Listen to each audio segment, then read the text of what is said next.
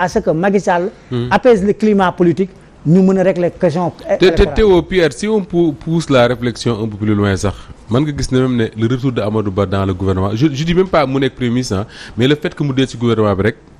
bu ñu neexoon tey ñu ne c'est un aveu d'échec. Pourquoi? Parce que il a été viré du gouvernement moo nekk ministre de l'économie et des finances au cœur donc du système li ñu nekk di wax fii yëpp stabilisation des prix xawma lan pouvoir d'achat, améliorer le pouvoir d'achat des Sénégalais yëpp c'était les mêmes choses qu'on disait avec lui. teewul Macky Sall jëlee ko fi teg nu mu tudd Abdoulaye Daouda Diallo. yóbbu ko affaires étrangères jëli ko fa bàyyi ko parcelle mu toog tey jii ñu demaat ba delloosiwaat ko ci gouvernement bi. non seulement dañ ko delloosi mais def ko premier ministre. faire du neuf avec du vieux. exactement tey bu ñu ne woon Abdoulaye Daouda Diallo mooy premier ministre dama naan d'accord.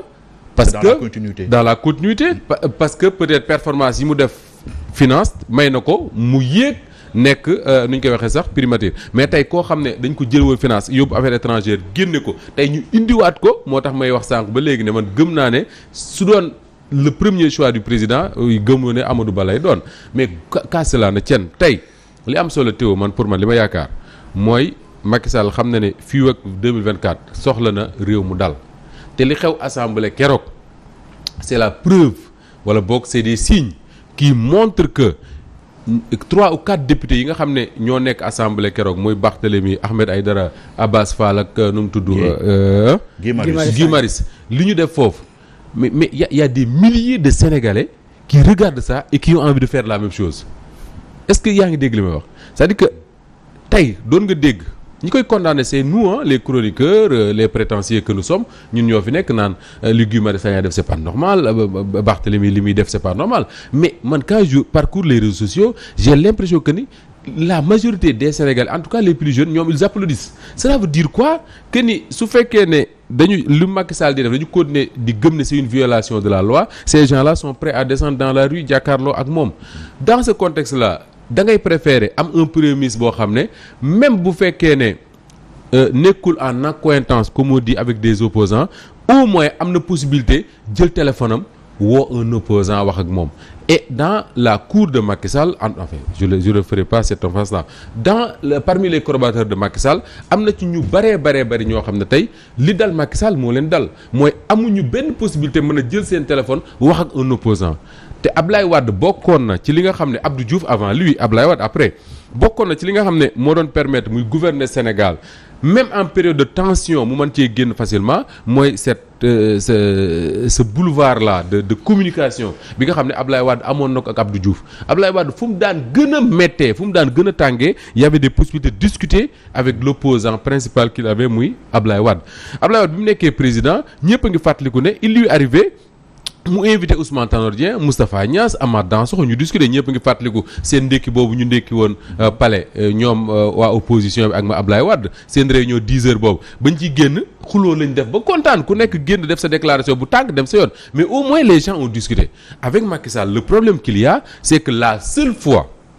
bu Macky Sall toogee waxtaan ak ses opposants et man quand je parle des opposants waxuma xusma ñàpp yi nga xam ne seen parti yi mën nga koo def ci cartable yor ko di dox di dem mais les vrais opposants mooy bi fi Covid bi duggee nga gis mu recevoir Khalifa Sall Ousmane Sonko je sais pas moi Idriss Seck qui après mu dem fekk ko ak ci Lions yi voilà ak ci Lions yi mais bu dul loolu amul tey nag am nga un premier ministre boo xam ne man ce que je sais moo di ne Amadou Ba am na possibilité jël téléphone am woo Khalifa Sall Ousmane Sonko ou keneen ak keneen discuter encore une fois ces choses-là c'est pas du ay deal du ay nekk en accointance avec qui que ce soit mais une démocratie normale noonu lay fonctionner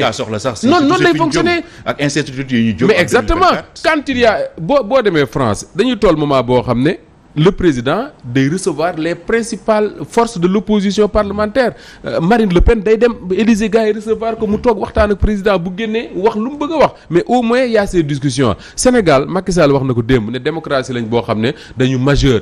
on ne mérite pas ce qui s'est passé à l'Assemblée ma ne ko d'accord je suis d'accord avec toi ce qui s'est passé à l'Assemblée une démocratie comme celle du Sénégal ne mérite pas ça mais également une démocratie comme celle du Sénégal mériterait d'avoir un président boo xam ne à tout moment il a la possibilité de parler avec son opposition et loolu moo taxoon mu bëggoon fi créer enfin mu bëggoon instituer le chef de l'opposition et le statut de l'opposition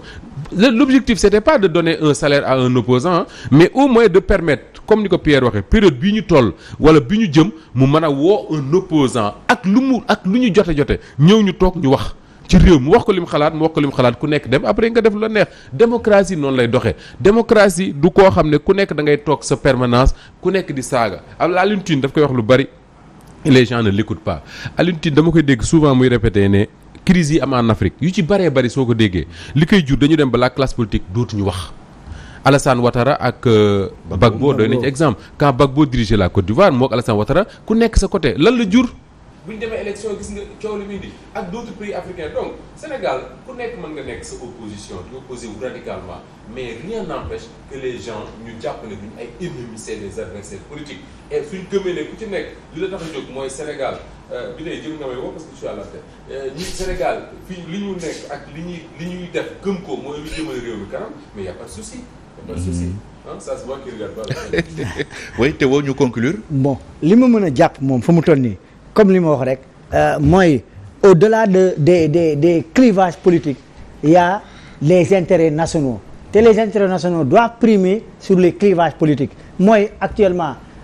amoon nañu achoppement si processus électoral bi ma waxoon c'est le moment ou jamais de le régler d'autres choses yoo xam ne war nañu aussi penser à ça mooy daaw parce que li fi xewoon yépp mbirum problème mu yi nga xam ne population ñu ngi koy dund. lu ci mel ni inondation mais wàllu aussi assainissement bi moom affaire force yi loolu moom pour man. si dana ko si priorité bi non assainissement bi li ma ci metti facture bu ñu fay facture ndox muy yow muy man muy Moustapha ak keneen dañ lay prélever taxe d'assainissement. assainissement priorité Amadou Ba waaw dañ la koy prélever si ginnaaw. mënu ko régler waaw mais kon na commencer parcelle parce que les parcelles assainies ne sont pas assainies. les parcelles assainies ne sont pas assainies na commencer par parcelle assainies parce que taxe d'assainissement boobu ngay fay xaalis boobu fan lay jaar gis nga démb waa unité 8 ñoom population yooyu ñu ngi jooy depuis presque mën nañu wax nee nañ 6 ans ñu ngi dund loolu donc problème assainissement bi Dakar parce que souvent dañuy boole mbirum gestion des eaux pluviales ak gestion de l'assainissement alors que ñaari pàcc yu bokkul la gestion de l'assainissement boobu li ma ci metti muy sénégalais bu mën a fay facture am da ngay fay taxe d'assainissement te yow fosse yi boo paree da ngay mujjee fay camion vidange mu jël sa fosse loolu nag vraiment war nañu wax état bi. mais Théo Amadou Ba moo la gën a xam ne vraiment moom Macky Sall. vraiment nañu xool ci bët wax ñu ñoo la gën a xam ne mënoo jël 766 milliards def ko ci inondation ne c'est pour régler le problème en 10 ans. 10 ans yooyu jeex yaa ko wax léegi yow miy dem ci banlieue bi kon di inondé mu dese 14 à 15 mois avant la prochaine présidentielle ñu naan c'est une priorité. Voilà, donc daal bu ñu résumé mooy sur le plan social mënuñu xaar lu bëri ci nomination Amadou Ba ak peut-être la formation du gouvernement. Oui. Mais peut-être fi ñu ko mënee xaar mooy peut-être pour mu. pacifier l'espace politique. Voilà foofu mën nañu ko si xaar surtout ci incertitude yi nga xam ne ci la ñu. parce que Pierre xam nga booy wax pacifier l'espace politique. ñu bari dañuy jàpp rek ne c'est pour éviter homme politique yi di jàppante di xuloog affaire yooyu démocratie il faut yooyu di am mais pacifier espace politique Pierre xam nga tax mu am solo c'est-à-dire que dafay permettre réew mi bu ay choc ñëwee ñu àndandoo jàkkaarloo ak moom te loolu c'est important Sénégal bi fi Covid bi duggee président de la République dafa woo ñëpp taxaw ne lii kat dugg ci réew mi Ousmane Sonko d'ailleurs moo ko waxoon ci expression bu am solo dafa wax ne rien que le fait que man Ousmane Sonko ngeen gis ma may waaxu biir palais ça veut dire que la situation est grave loolu day permettre un peu nit ñi dal mais malheureusement ba nit ñi dalee jàkkaarloo Covid bi gis nga li mu ñu jural mooy après on ne parlait plus ñun de Covid mais on parlait de ceeb et de diw ak suukar